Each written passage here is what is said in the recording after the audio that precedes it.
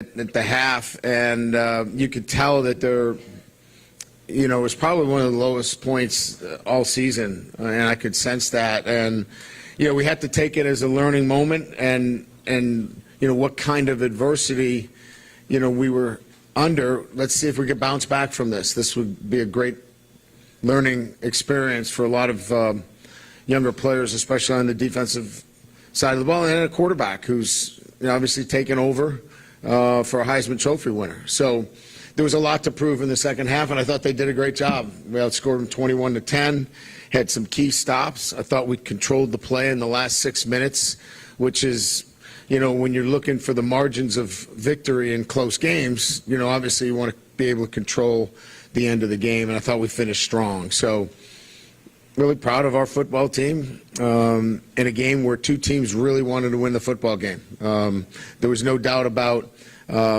whether these guys wanted to be here or not. Both teams wanted to be here. Both teams wanted to win. So I'll open it up to questions. Coach, you're down 14-0 early. You're down 28-14 with a backup quarterback, but there was no panic in what you were doing. I'm proud of you.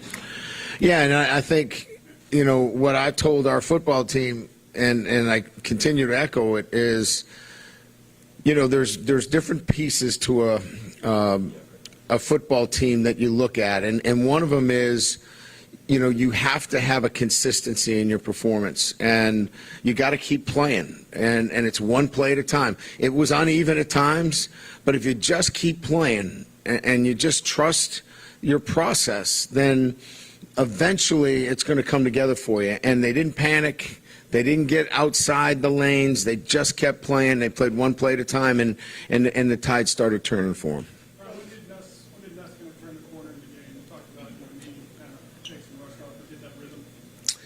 I think when he felt much more comfortable, I thought Wisconsin did a great job of changing up coverages. I think when he really started identifying some of their trap 2 and 3 and the mixtures, did a really good job with protections. He was clean all day. I don't know if he was sacked at all. But I think once he got a good sense of what was going on out there, the speed of the game, you saw him later in the game. He made some really good checks. He changed protections, and it just took some time for him to get there. And I knew eventually he would. It was just a matter of we needed to slow him down on defense, and we did. And he was able to get our offense going. Obviously, the big throws down the field, the 98-yard drive was the big one where that's what he can do. He can get the ball down the field. It's huge. I mean, I can't underestimate how important this win is for not only him, but our entire football team and our defense. They needed some confidence, and they needed some key stops. All of this builds, towards confidence and evaluating what you need to do in the offseason to be the kind of defense and offense to win a championship. What does that say about him? He backs up to your own goal line. You've got to go 98 yards to win the game. That's when you got to really prove himself, right? Absolutely. Look, you haven't had, he hasn't had many of those rehearsed situations. I think our 2-minute drill puts him on the 35-yard line, with less than a minute to go in the game with a timeout, and he's going against his own teammates. It's a little bit different. And so his ability to manage the moment, his ability to be calm in those situations speaks of a guy that is going to only excel and get better as he plays more football. Coach, how important was it for you to have a second straight 10-win season? Well, I think it really stabilizes the program. Stability within your program, stability within the ranks of your recruitment. So it's, for us, it's been, recruiting, development and retention. And you do that, but you can't do it when you're really effectively when you're, say, 3-9, or 4-8. But when you have back-to-back 10-win seasons, and you're doing it with bowl victories as well that build on it going into the offseason, it certainly helps a lot.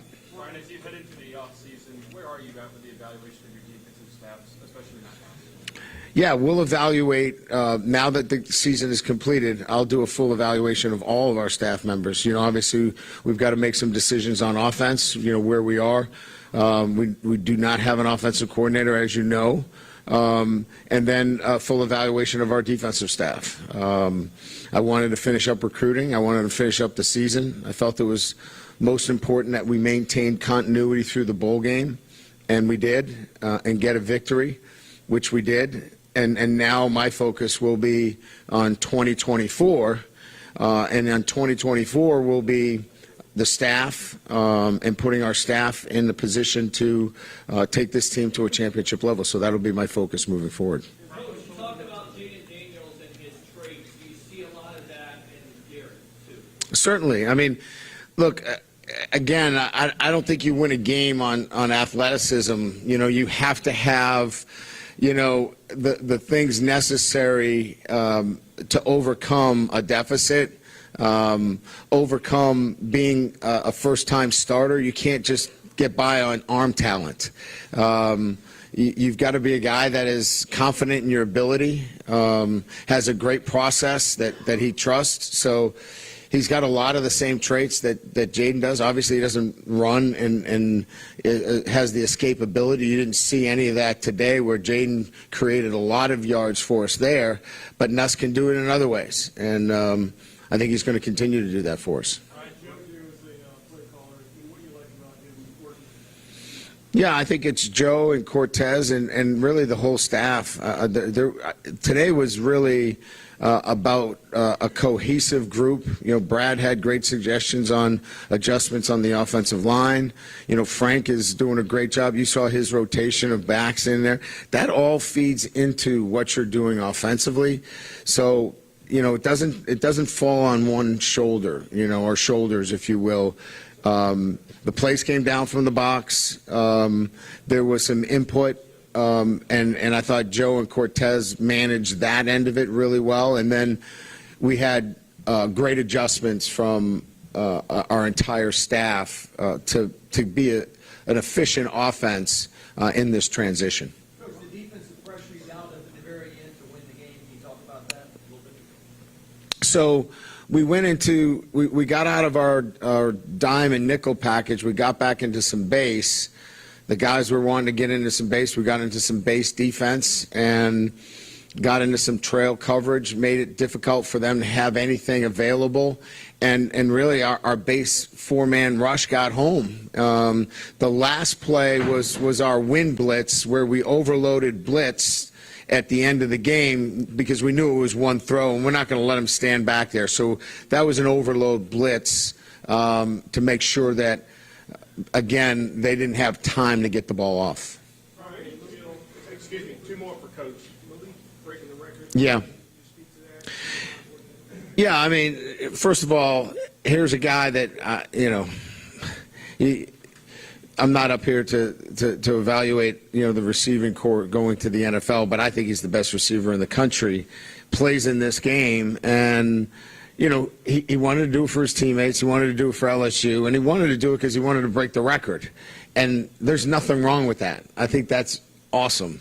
And once he got the record, I told him, that's it. You're done. You've done everything and more than we've asked you to do. So he fought me a little bit on it, and it was an easy decision. Last one, Michael. Where do you feel you are in the year two? A team that's won 20 games over the last 2 years has a good foundational base of what LSU football team's expectations are. This is a team that year in and year out should be competing for championships. And you can't do that when you come in with 35, 36 scholarships, but you have to stabilize it, and then you have to build that from within. I think we've done a really good job the first 2 years of stabilizing, put a strong base on it. Now I think it's, as we go into 2024, I feel really good that this team is now, this program is stabilized and now ready to really ascend as we move forward. Thank you, Coach. Thank you.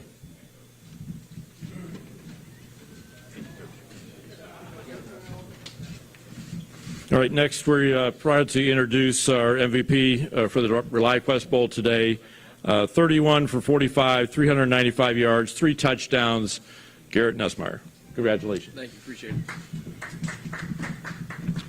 What's up? I'll start if everybody's ready. The guy across in the other colored jersey on your center, he's having a career day, and you're matching him throw for throw. You're dropping dimes. How proud are you of your performance? I mean, it's just sticking to the process, sticking to what we work on all the time in practice, and going through the reps and going through my reads the right way. Like I said earlier, the amount of athletes that we have and the offensive line that we had today, it makes my job easy. So all the credit goes to them and the coaches for putting us in the right play and allowing us to, make plays. So. Yeah. I mean, it is what it is. You got to do what you got to do to win the football game. It doesn't matter if you got to start from the 1, the 2, or you get the ball at the 30. So you just stick to the process. You go play by play, do the right things, and just move the chains, and put the ball in the end zone. So. Garrett, what will you remember about that last drive? Any specific play that stood out to you? No. I just. I'm really proud of us, as an offense. That doesn't just speak to me. That speaks to our entire group. I mean, you can't do it by yourself. And to go 98 yards with the game on the line, that means a lot to me. To be the leader of the offense, that matters more than about myself. So. Waiting as long as you had for a start to finish it like this. Yeah. What kind of emotions is this like right now? Yeah, God is good. That's how I feel. I'm extremely blessed. And I'm extremely thankful. And it was a wild ride, but I was ready, and I'm very thankful. Garrett, Kyron, Mason Taylor, Chris Hilton, all these guys that you're going to be working with this offseason all had big moments, big impacts in this game. What was it like, I guess, getting to share the field in a game-like setting that you guys can kind of feel going into your offseason? Yeah, it was awesome. I think it's huge for us going into the offseason. I thought we were very well synchronized. I thought we looked good. I thought we had great chemistry. How many yards did Mason Taylor had? He had to have at least 50 okay. So him and Kyron had a great game. BT, Chris, he made a couple plays too. Aaron Anderson, everybody was making plays. And like I said, that makes my job easy. So. Garrett, Chris Hilton's had ups and downs. You threw a touchdown, you threw the 43-yarder on the final drive. Just the way he played today came through. Yeah, he did an amazing job. I'm super proud of Chris. Like I said, it's big for us going into the offseason, having that to build off of, to get better off of. So. The run game kind of kept you in the game, and then the chunk plays late. What did you think about the balance that Joe did, and how comfortable are you with this is what it's going to be, you can do it? Yeah, no, I think Coach Sloan did an amazing job. We've been working on this for 2 weeks, and I think he put a great plan together. I think him and Coach Hank put a great plan together, and I think he did an amazing job calling the plays and getting us in the groove and giving us opportunities to make plays and get in rhythms. So. Garrett, you kind of had a moment with Jaden Daniels on the sideline. Can you kind of talk about that? Yeah. Maybe some things that you learned from Daniels as he was the signal caller and you're going to be the eventual. Yeah. No, I appreciate our relationship a lot. It was kind of a moment of it was like roles reversed for once. What I'm saying? I'm used to giving him a high five after, he just made a Heisman statement or something like that, So it was cool. I appreciate him a lot, and, I'm grateful for the time we had together. What's the important piece of this for yourself? I wouldn't say it goes into my confidence. I would say I take pride in always being confident and always being ready. But I think it's huge for our offense, to have a type of game, like the way we performed today. Sorry, I'm stumbling, but the way we performed today, it's huge going into offseason. 35 points, and it took us a minute, but we got rolling. And I think that's going to be a great opportunity for us to build and continue to work throughout the offseason and into Las Vegas. What was the key to kind of getting rolling, as you say, Yeah. during those first 4 drives? Yeah, I think it's it was interesting because you have different guys in there. It's a different group, and me and Jaden's skill sets are very different. And so we were trying to gel, we were trying to mesh, we were trying to get it right. And I think once it clicked, and we were rolling. So. What did you see on you realigned some receivers on that goal line, game winner? What did you see? I won't go too into detail to give away kind of our plan, but I just felt like I needed to make a decision and change the protection and give BT a chance to win the ball game. So. How did the Harold Perkins handle No, we've been working that for a week or so. I wish we would have called the dang play action off it, but No, I'm happy for Perk. That was awesome. That was really cool. Perk Heisman 2025 or 2024. I guess we're starting that. I think that's the trend we were starting today. So. Couple more for Garrett. Yes, what kind of advice did your father Doug give you prior to this game? Yeah, he told me just to go play, just to stick to my process and stick to what I've been working on. I've been blessed with opportunities to play in big games. I got to play against Georgia last year and Alabama this year. So, it wasn't like I hadn't played. I haven't started a game, but, I felt like I knew what the moment was going to be like, and I was prepared. And, my coaches and Coach Sloan did an amazing job at that, making sure I was ready, making sure I was prepared, Coach Dino and all those guys. So, I'm super blessed. I'm super grateful. And, God is good. You heard TJ talk about the foundational piece of this. I guess, how does it feel from a player perspective? Sorry, can you repeat that? You heard Brian talk about the foundational part of like year two, I guess. What does it feel like from a player perspective? Do you feel like next year's your year to kind of turn the Yeah, I mean, it's huge. When your new coach comes to a program, I think most people will say that third year is a special year. And, I'm really proud of the strides that our program has made, and it's there, you see more buy-in.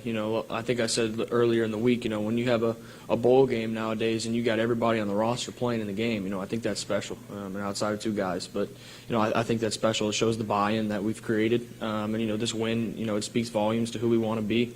And, I'm excited to get to work and for us to progress into the offseason. And we spoke to Malik after the game, talking about how proud he was of you, and obviously y'all came in together to be able to help him get the record. Yeah. I mean, just what was that like for you to see him? Hey, it meant the world to me. That's my brother. I love him to death. And, when Malik first came in, he was kind of overlooked, and people didn't really expect that of him. And, we all knew it. We all knew he was special. And, I'm so proud of him. He worked his tail off, and he showed everybody. So, Thank you, Nuss. yep, appreciate y'all. Thank you.